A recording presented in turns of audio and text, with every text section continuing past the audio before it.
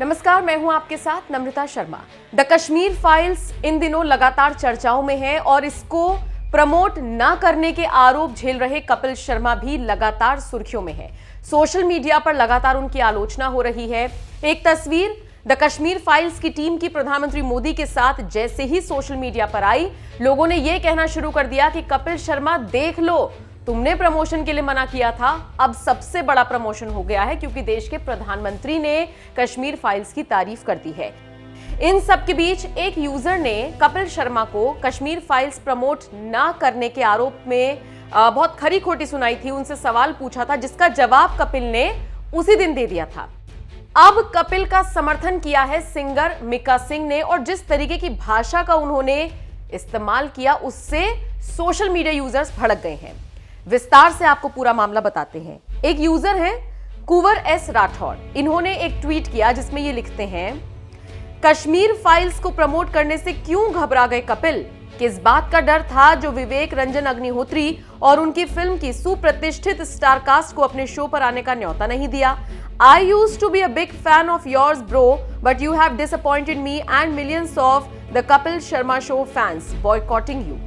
इसके जवाब में कपिल शर्मा ने लिखा, ये सच नहीं है राठौड़ साहब, आपने पूछा इसलिए बता दिया, बाकी जिन्होंने सच मान ही लिया उनको एक्सप्लेनेशन देने का क्या फायदा? Just a suggestion as experience social media user, never believe in one sided story in today social media world. धन्यवाद। इसके बाद मिका सिंह ने कपिल शर्मा के इस ट्वीट पर रिप्लाई दिया और सुनिए क्या लिखा। भाजी, आई हेट यू, आप हर किसी ऐरे गहरे के ट्वीट का रिप्लाई करते हो, मैं आपका भाई, आपका नेबर, और मुझे नो रिप्लाई। जिसके जवाब में कपिल ने उनका रिप्लाई किया और लिखा, आ चक्को फिर गिफ्ट फॉर यू पाजी, लव यू। मिका सिंह ने जिस तरीके से सोशल मीडिया यूजर्स को ऐरा गहरा बताया, खासकर इस यूजर को जिसने कपिल शर्मा पर सवाल उठाए थे, लोग भड़क गए। लोगों ने यह कहना शुरू कर दिया कि मिका सिंह किसका समर्थन कर रहे हो जो खुद ट्रोल हो रहा है। लोगों ने कहा अपने नाम के आगे आप किंग लगाते हो, आप कहीं के किंग नहीं हो, आप सिर्फ जनता से ही किंग हो। सुनिए किस तरीके से मिका सिंह ट्रोल हो रही हैं। एक यूजर ने लिखा, आपका दुबई वाला कांड सबको पता है, कुछ ना ही बोले आप। एक यूजर ने लिखा, नाम के आगे किंग लिख रखा है और रिप्लाई के लिए रो रहा है, कमाल खान ठीक ही बोलता है तुझे, लुक्का सिंगर। एक यूजर ने लिखा, ये अपने आप को तुम किंग क्यों कहते हो? लोग तो नहीं मानते होंगे, ऐसा किंग पहली बार देखा है जो जनता को ऐरा गहरा कहता हो। खुद ही खुद को किंग कहने लगे लोग आजकल, क्योंकि उसे पता है जनता तो हमें पसंद नहीं करती है, तो खुद ही खुद की तारीफ कर लें। एक यूजर ने लिखा, ऑडियंस ऐरी गहरी है, कैसी लैंग्वेज है मिका जी आपकी? हो सकता है अपब्रिंगिंग में ही कमी होगी, तभी ऐसी बात बोली जा रही है।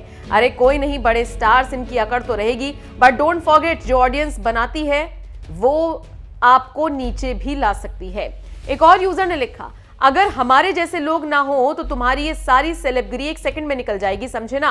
अदरवाइज तुम्हारे जैसे लोगों की दो कौड़ी की जितनी भी इज्जत नहीं होती, तुम दूसरों को ऐरा गहरा कहते हो, तुम खुद निहायती घटिया इंसान हो जिसको बात करने की तमीज तक नहीं है, बदतमीज कहीं के। तो देखा आपने कपिल का समर्थन करना मिका को किस तरीके से भारी पड़ गया। आप इस पूरी खबर पर क्या राय रखते हैं? कमेंट बॉक्स में अपनी राय जरूर दें। Brilliantly, unless I can project what I am feeling.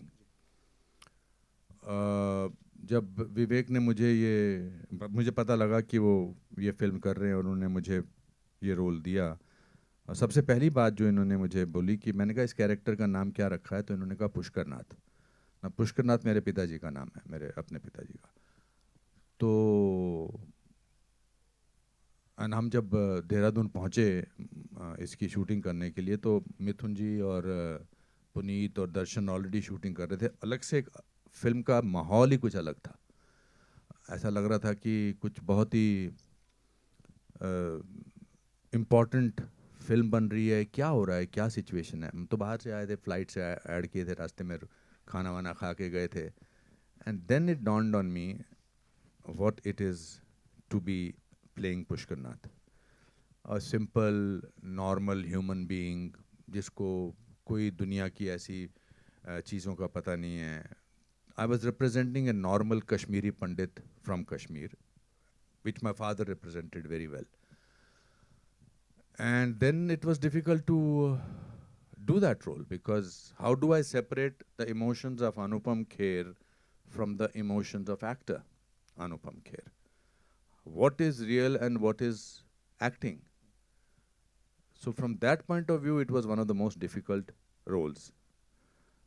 He gets dementia. He does not know what is happening. He has to, and on top of it, I was doing scenes with Darshan, who was not on the same wavelength as a character of Pushkar Nath.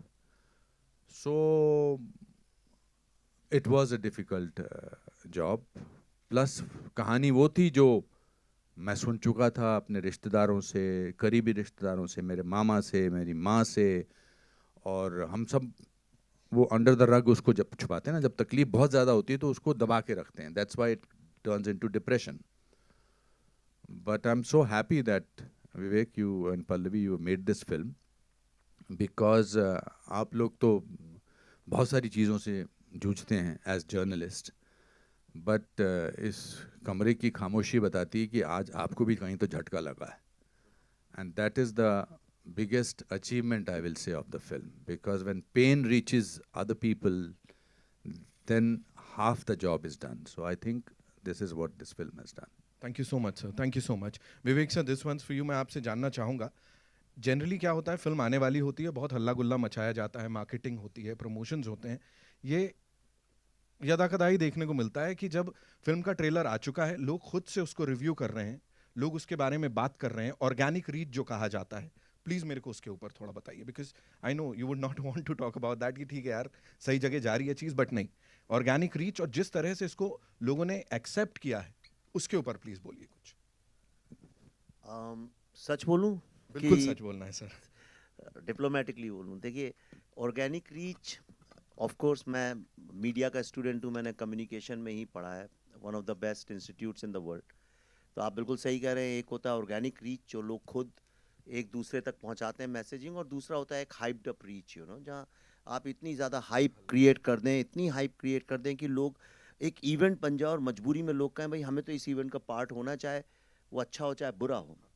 तो साल में 5-6 फिल्में India में release होती हैं, 6-7-8 मैं कहूँगा, जो लोगों ने डिसाइड कर लिया कि वो चाहे 2024 में आए चाहे 2026 में आए, ये एक बहुत बड़ा इवेंट होगा, हमें इसका पार्ट बनना है. हमारे आसपास भी ऐसी फिल्में आ रही हैं. 3 साल से सारा मीडिया लिखता है कि ये फिल्म तो लोग देखेंगे, यानी मीडिया ने डिसाइड कर लिया घर घर जाके कि उस फिल्म को कौन देखेंगे. अब जब मीडिया ने डिसाइड कर लिया तो लोगों तक वो बात पहुंची जाती है. पर मैं जितनी फिल्में बना रहा हूँ अब इन विवेक अग्निहोत्री 2.0 में, उसमें इन फिल्मों को हाइप अप करने का स्कोप ही नहीं है, क्योंकि वो इतनी रियल है, इतनी जुड़ी हैं ज़मीन से, और ऐसा कोई हमारे साथ उस तरह के भी स्टार्स और एक पूरा मसल और मैकेनिज़्म काम नहीं करता है हमारे साथ भी, जो वो हाइप क्रिएट कर सके.